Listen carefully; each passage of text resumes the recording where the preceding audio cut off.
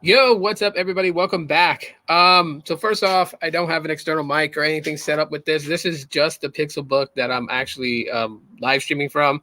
So audio and everything like that is from here, and I'm being bugged by bugs. Um, yeah, they're annoying. But anyways, guys, first of all, I want to give shout outs to all those who are members of the channel. Thank you guys so much for being a member of the channel. Yeah, hopefully you guys got a chance to take a look at the new perks since, reforming the channel to a different aspect and then also reconfiguring all the membership tiers, what perks you get for being a member. So definitely check those out if you're already a member. If you're thinking about becoming a member and you decide to click that join to become a member, thank you so much for doing so. Really appreciate that. One of the biggest ways to help out, and let me just the hotspot is just so weird. Okay. Anyways, hopefully the stream is going good. Let me know in the comments if the stream is going good or if it kind of like, glitches out or whatever. Let me know. But anyways, yeah. So another way you guys can help support the channel is just basically just smashing the like button on all these live podcasts. That helps circulate them, really. So also, if you guys do want to help support out the channel, there's a way you can do it right there. Of course, the link is old. Yeah, so but that's up to you guys if you guys want to do that, really. So anyways, let's kind of get into today's subject, today's topics. So first of all, we got Jose in the building. What's going on, Jose? How's it going, man? Appreciate it. Appreciate you for being here. Let me know how the audio is doing. This is the microphone from the Pixel Book Go. So look at no microphone here, no external microphone plugged in, which I normally use nowadays. But just let me know. I just wanted to test this out without any additional add-ons, just in case. I mean, because this thing is light as hell. If I wanted to take it and live stream like at a park or something like that, didn't want to carry microphone, headphones, and all that other stuff. I just want to make sure that the audio is at least decent. So yeah, just let me know how the audio is. So let's kind of just audio is decent. No, thanks for the feedback. Let's kind of break in. So I'm going to start off with the very minor news and work my way up the ladder here. Okay. Some interesting articles that I read and I just wanted to share with people on this podcast. So the first one is actually an SNES hacker speeds up a classic game. This is kind of crazy that they're able to do this. And when I saw this, I kind of laughed because I'm like, all right, he took the time to do it. So, but this initially is reported from The Verge. So let me share this link so you guys can read later at your own leisure if you guys decide to. But there we have it. There's a link to this article. And what it's initially talking about is the game called Race Driving, which was ported from Atari to Super Nintendo and also to Sega Genesis. Now, the way that the game pretty much worked out is when you played the game itself, the slideshow was like at 4 frames per second. So that's pretty slow think about it compared to today's standard, right? We usually get 30 frames per second in a video as standard, right? Most people are gaining towards 60 frames per second, especially at a higher resolution rate. Those are things you have to kind of think about. I always wondered why someone would actually take the time to do this. But at the same time, too, it is kind of cool to see them actually do this. So this is from The Verge. They reported on it. They said that the Atari the Atari arcade cabinet game, Race Driving, was ported to the Atari ST in the summer of 1991 and then ported again to the SNES a year later. It was the sequel to the 1989's Hard Driving. And while it boasted numerous improvements over its predecessor, it could model a car with 4 wheels as opposed to Hard Driving's 2-wheel. It was still particularly fast.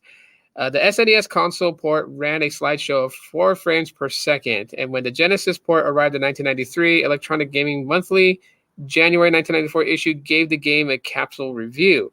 And it reads in full, "This is another so-so entry in the driving scene where the truly innovative titles like Chase HQ2 and Rock and Roll Racing tend to stand out, while other like this gets lost in the crowd. Scrolling is very choppy.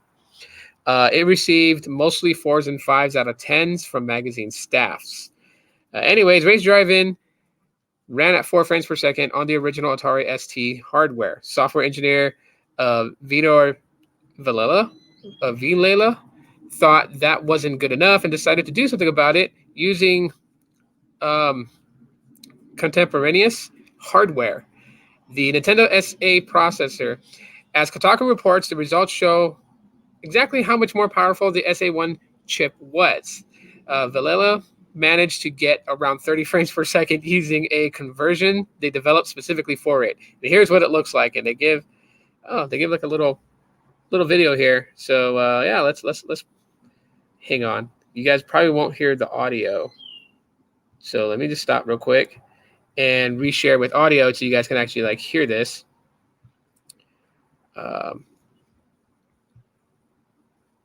Okay, all right. So now that we play the video, you guys will be able to hear it besides seeing it.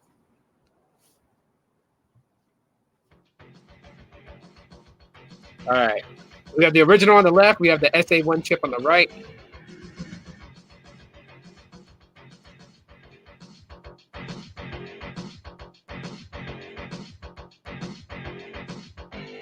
Oh, wow. That is a significant difference. Wow.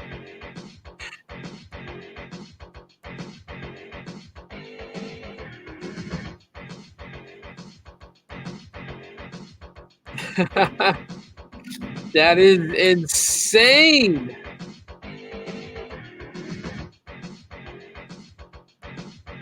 Wow.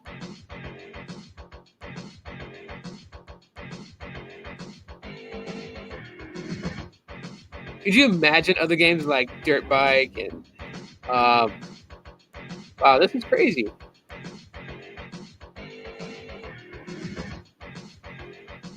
So on the left side, you can pretty much see 40 frames. Oh, not 40. 4 frames per second. On the right was 30 frames per second.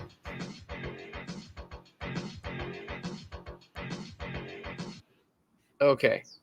That is crazy. That is crazy.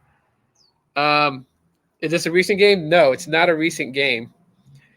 This is a old classic game, but developer actually took the game and using a different processing chip and actually was able to speed up the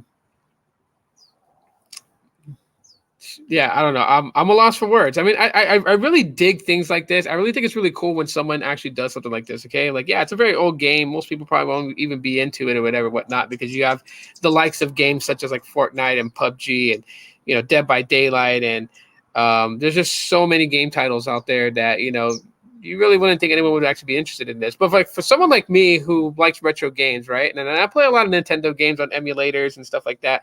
Like this is something I can definitely appreciate. This is something that I'm like, okay, it's a childhood game, so it has a very nostalgic feeling to it, and being able to, play it and see it in a higher frame rate than what originally came out when this game did come out when I was a kid. That's beyond, and that's crazy. That's beyond anything I would ever expected. So, while the question is, why would anyone take the time to do this to a game such as Race Drive-In on Super Nintendo? You also have to think too at the same time, there's still a lot of retro gamers such as myself that would appreciate this. And then someone actually taking the time to work on this, that's crazy. What up, Sneed? What's going on, man? So yeah, it's just seeing an old game and having it redone with a higher frame rate. I mean, you definitely can see the difference in that video clip from like 4 frames per second to 30 frames per second. No, nothing much going on, Sneed. Nothing much, man. Just I got like 3 things to talk about here on the live. I'm going to get into the good stuff here in a little bit, talk about Huawei and Harmony OS to launch, and also Google's Foldable Pixel. Just talking about the little minor news, which is a hacker actually sped up the frame rate on the old classic game known as Race Driving for Super Nintendo. I don't know if anyone's ever played it. Anyone that ever had a Super Nintendo played this game, but Yeah. So on the article, I posted a link in the chat. On that article at The Verge, it actually tells you how to obtain a copy of the game so you can play it for yourself. I may try this out. I may actually just do like a video later on showing it. We'll see what happens. Too far gone. What's going on? Hello. So yeah, I don't know. That's just crazy. Definitely hit the link and watch the video for yourself to see the difference.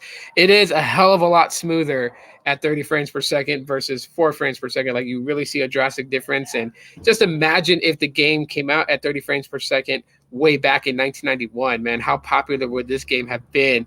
You know, that's insane.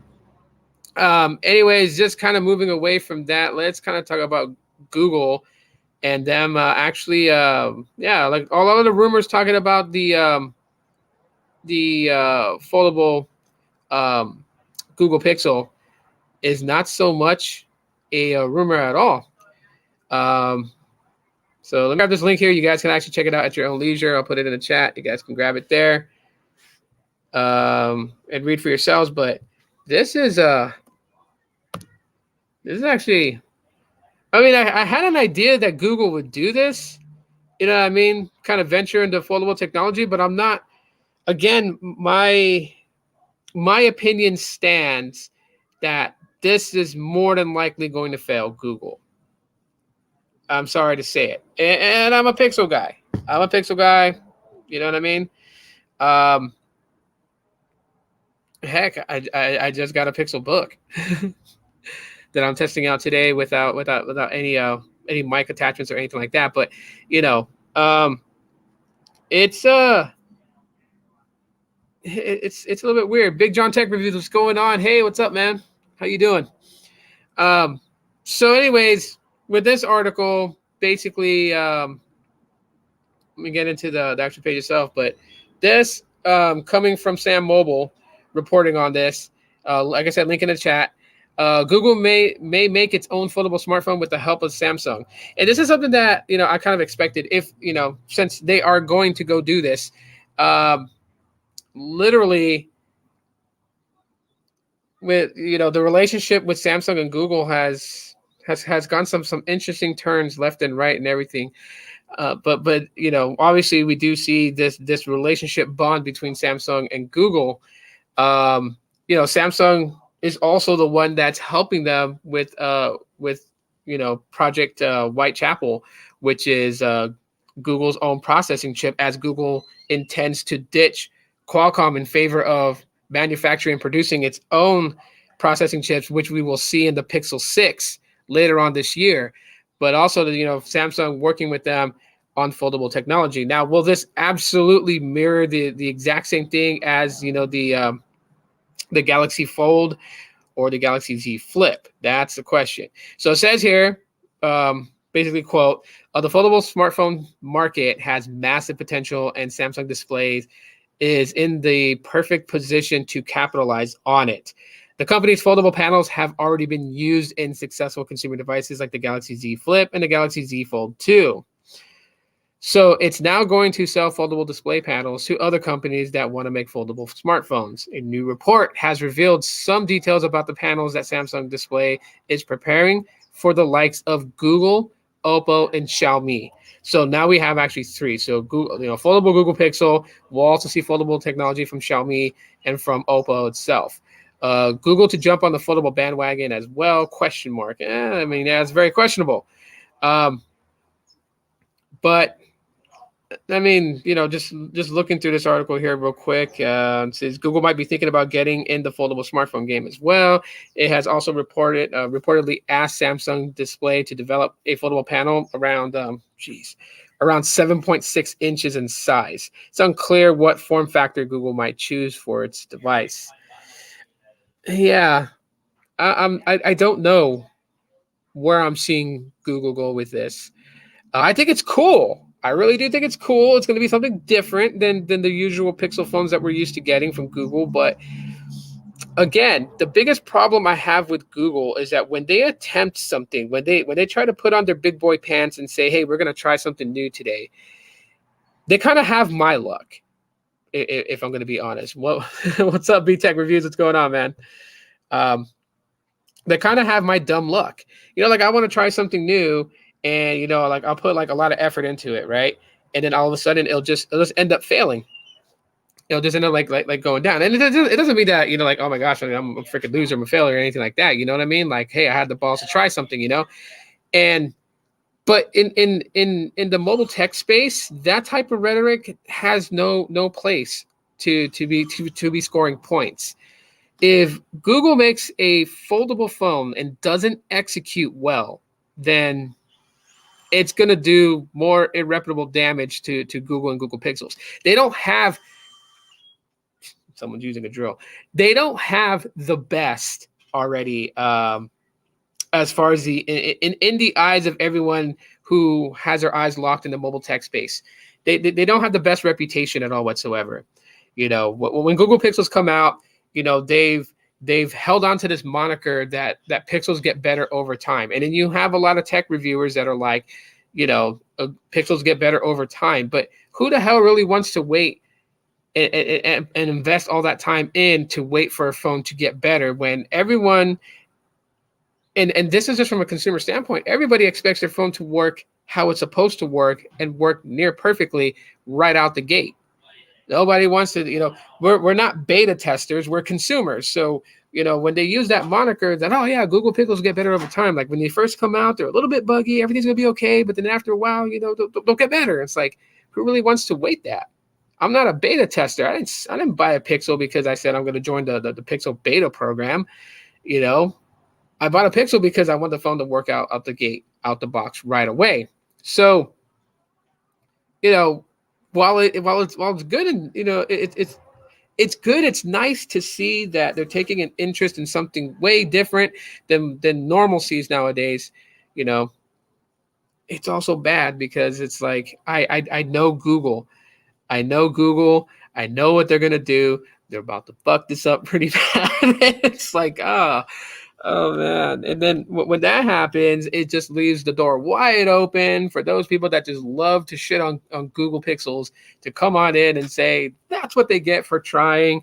They should just give it up. They suck. And who knows, maybe with enough consumers saying something like that would eventually creep in to the big Goog for them to say, hey, let's just add this thing to the Google graveyard, and eventually the Google Pixels will go to the Google graveyard. And let me say this right now, a little bit slightly off subject, but if Google was to kill the Pixel line, let me make this very clear to a lot of people. That doesn't mean they would resurrect the Nexus line, okay? Nexus is gone. We're not going to bring that back. So if the Google Pixel line fails completely and Google decides, hey, we're not going to do this anymore. We're going to get out of the hardware game.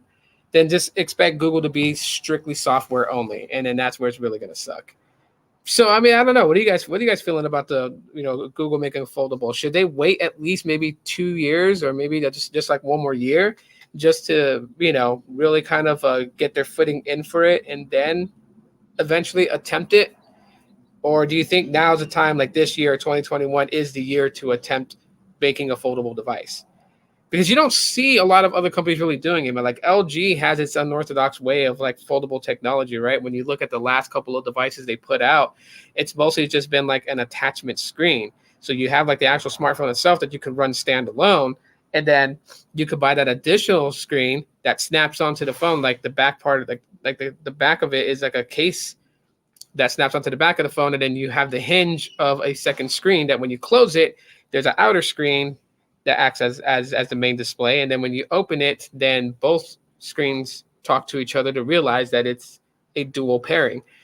But that's LG's idea for foldable technology to that extent, right? We've seen other foldable technology. Jesus Christ, man. I wish it was still cold here. Side note, this is why I like cold weather, because then there's not a lot of bugs. It's kind of hard to do a podcast when I'm over here waving my hands looking like an insane person. Hey, babe. But yeah, what are you guys' thoughts on it? Are you guys for Google doing a foldable Pixel, or do you guys think they should wait? Like, leave your interesting responses in the chat for those people who watch the replay. Hashtag nerd up so you guys level up. And let me know your guys' thoughts in the comments. How's the Pixelbook? You tell me how the audio is right now, because right now I'm using it. First thing, I'll get into that towards the end. I'll tell you guys that, like my 24-hour, not 24 hours, because I didn't have it for 24 hours yet, but I'll tell you guys my first impressions at the end. So keep it locked for that. So also in the news, anybody who watches what's his name? What's that? What the hell is that show here on YouTube? Can't remember it. But if you guys know Keemstar, you guys know where that reference is from, right? Also in the news, Huawei. Yeah, Huawei is making some strides here, and it says 2 years after launch, Huawei to roll out its Google Android rival to phones with big challenges. So we're gonna get into that. And this is actually reported from CNBC. So we'll see what happens there. Now, of course, the political aspect of it, I'm not going to touch base with, because that's just a whole different subject involved. But yeah, let's see. Mike says, I'm not against it, but at the end of the day, it's all about price and demand. Well, I mean, there's not really a high demand for foldable phones. To be honest with that, I know Latrell's going to hate me for saying that, but not everybody's wanting a foldable phone. So, the demand for it's not really there. Pricing, I'm gonna be realistic about it. I absolutely see Google pricing this thing as to being like the most expensive Pixel they ever released. I'm talking about it's probably going to be right up there with the Galaxy Fold, or maybe just like maybe at maybe $200 cheaper, maybe.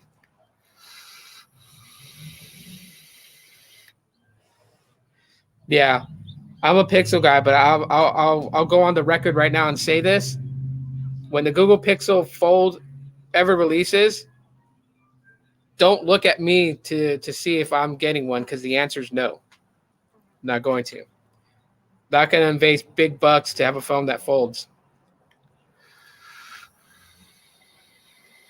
Anyways, so Huawei is actually making some strides here.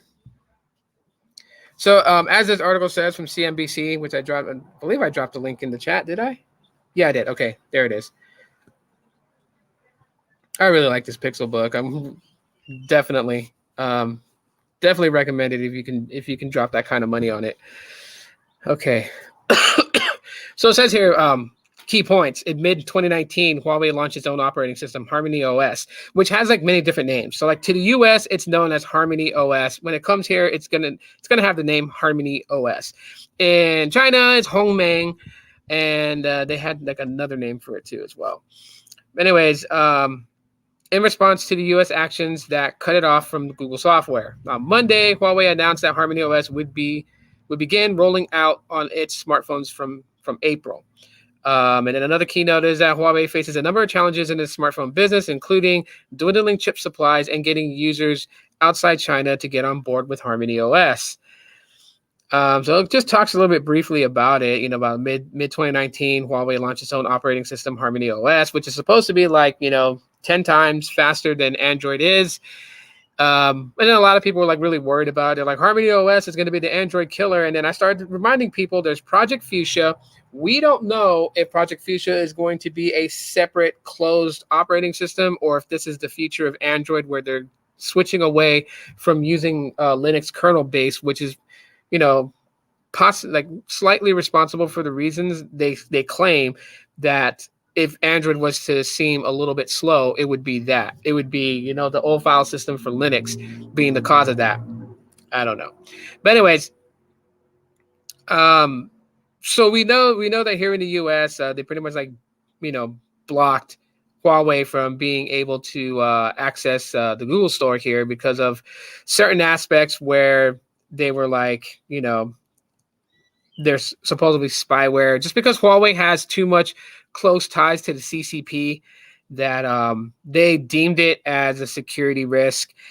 Google, in response to that, from our government, decided that they were no longer going to allow licensing of Android to that degree, like the Play Store, the app, Google services and stuff like that. They're just pretty much like out the window for Huawei. So Huawei's answer to that was that they developed their own operating system, and then they started boasting that it's like 10 times faster than Android. So why would people want Android when you can, go Harmony OS, and I'll get into several key things that a company needs in order for its operating system to work. And it doesn't matter how popular the brand is. I've seen big brands fall. But anyway, so it looks like they're stepping closer to releasing Harmony OS, and I guess possibly cutting a deal with other OEMs to actually use Harmony OS. But they're gonna have to try to get Harmony OS outside of China to other places. So that's like convincing India to use that, which they probably have a better shot at doing. India is their southern neighbor. You got Japan also as well, and the Japanese, where they are, privacy is like one of their biggest things that they talk about. I don't know. You could possibly get Japan on board using it. So anyway, some of the things they point out here: development of Harmony OS. Huawei touts that Harmony OS is an operating system that can work across devices from smartphones to TVs. So very, very, very reminiscent of what Project Fuchsia intends to do. Project Fuchsia for Google tends to run on smartphones, tablets, Chromebooks, but also on IoTs. So like smart refrigerators with, touchscreen displays and, whatever else you got out there, it will work with it. Seamlessly work with it. So anyways, I'm trying to see if this site has like a video that has a demo. I'm pretty sure there's a demo on YouTube for like Harmony OS.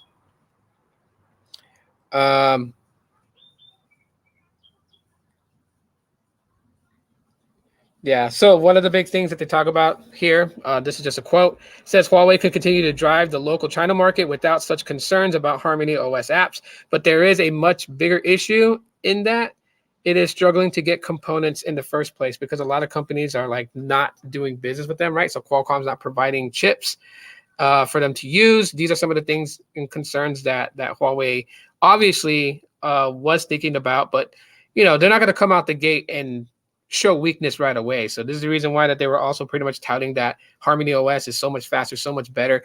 It's like sell your brand to get people to join you and rebel type of thing. Now, there are several key things here to an operating system being successful globally. But there is one major factor. One major factor that can bring Harmony OS to its knees, regardless of how fast it is. And this same thing happened to Windows Mobile OS. If you guys remember that, there were a lot of Windows devices and people loved the live tiles. It was smooth. It was seamless. Jeez, leave me alone. There's all kinds of factors to it, but the reason why Windows failed and why we no longer see phones released with the Windows mobile operating system is because there was no app development. I mean, when you went into the App Store or the Windows Market to get an app, right? You would search Snapchat and you would find like all these different third-party developed Snapchat apps, but they weren't developed by Snap Inc. themselves directly. I think the only actual real apps they had was Facebook and Twitter. Instagram was a third party also. And just about anything else you would have wanted was third party also. This is the biggest thing that can make an OS, no matter how damn good it can be, it can make this OS fall. App development. If you don't have the popular apps on your operating system, consider you done. Because what do we use smartphones for? What is the one quintessential thing that we use smartphones for? And why is it that yesterday I said the OS wars are done? The reason why the OS wars are done and the most quintessential thing that we use on our smartphones is applications. When you open an application on iOS, same as you open an application on Android. Sure, there'll be subtle differences as far as the user interface development of both applications, but generally, it's the same thing. Now, if you don't have this in your new operating system, if all you have is knockoffs, that's like, people that buy the iPhone 12 mini and find out it's a knockoff iPhone 12 mini, and that's why they were able to buy it for $350. And it's just skinned to look like iOS, but the base operating system, the core operating system is Android. I mean, That is, without a shadow of a doubt, what people are going to think when you have third-party apps that link to Instagram, but it's not the actual Instagram app. It's not developed by Facebook. It's nothing like that. Same with Snapchat and Snap Inc. If it's not from Snap Inc., it's not really Snapchat, and people don't trust it. That was the big issue why Windows Mobile OS failed, was because yes, while these third-party apps on that platform were able to access Snapchat, were able to access Instagram, the problem was a lot of people don't trust it, especially when majority of those third-party apps were developed by developers in India. Not saying there's anything bad about India, but people, when it goes back to reputations, right? One of the biggest reputations that India has right now is scamming people here in America. Why is that? Check out YouTuber scammer Revolts. There's another one, but these guys, they purposely go after scammers, so they waste the scammers' time. They take a 3-hour conversation, they chop it up into a 15-minute video to show you guys how they ruin the scammer's life. And these scammers come from India. A lot of them do that they end up syskeying. Because that's one of the major things that Scammer Revolts does is, he uses a virtual machine for them to link up with, so that way they can act like they're Windows tech support. And while they're telling him what to do to link up and everything like that, he's already in their computer. He's deleted all the files they have saved. And then he goes in and he puts a new password on the computer itself, but he also syskeys the computer. So the next time that they boot it up, they won't boot into anything until they put the password to the system key. That's what a syskey is. But a lot of scammers come from India. So when you have third-party apps for a mobile operating system platform that are developed by third-party developers, and most of them are majority based in India, the first thing that comes to people's minds is that they're going to steal people's information. Their third-party app allows you to connect with Snapchat, but they want to be able to get the password to your Snapchat so they can go in there and steal your photos that you have set privately. Same thing, with your Instagram account. Same thing. Even if you use it's just crazy. So without the app development, Harmony OS doesn't have a breath. It doesn't. Okay. Then you also have global political regulations that they have to also think about too itself. So there's a lot here with Harmony OS that, needs to be looked at before people jump up real quick and say, hey, they're going to kick Android's ass. They got to make it to the US first. That's number one key thing here. Am I against Harmony OS? No, I am not against Harmony OS. I prefer to have more options, right? If Harmony OS tends to be 100 times better than Android, do you guys really think that I'm going to stick on Android if I can get more done with Harmony OS? I mean, I like Pixels, and with the knowledge that I have, that I know of, I'm sure I can find a way to get Harmony OS on a Pixel phone. I digress from that. All I'm saying is that in order for Harmony OS to really make a dent in the industry, it's got to have that number one big backer, app development support from the original app developers, not third party. That's the key thing. So before I close off this live stream, let me just say this. I got asked a question about the Pixelbook. Honestly, I gotta say the Pixelbook is pretty solid. Okay, yes, it's just a Chromebook. Some people are going to be Debbie Downers or Donnie Downers are going to be like, it's just a Chromebook with the Pixel name on it. Yes, it is. However, I'll tell you guys right now that this thing is absolutely light, and it hasn't heated up on me. I'm still feeling on it as I'm live streaming. It's not warm. It still retains a cool feeling to it since the body is aluminum. The casing and everything is aluminum, so it feels cool to the touch. Crazy because I don't see any air ventilation other than the speakers on the side would be where the air would ventilate from.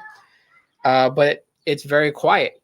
Like you don't hear anything going on with it whatsoever. There's absolutely no noise. There's nothing that would indicate air ventilation, even though it has to be from the speakers. Audio from this thing is a beast. I mean, the bass clarity, the punchiness, and everything is absolutely good. And why do you guys keep coming back my way? Like, you guys leave and go on that side of the backyard, and you gotta fly back this way to bother me. Go away. I should get one of those coil incense to like get rid of bugs around me when I live stream out here. But technically, I'm only out here because the missus was taking a nap. So it is solid. Okay. Yes, it is pricey. At Best Buy, they sold this for $649. I have the 64 gig variant. It's not the Ultra HD 4K variant.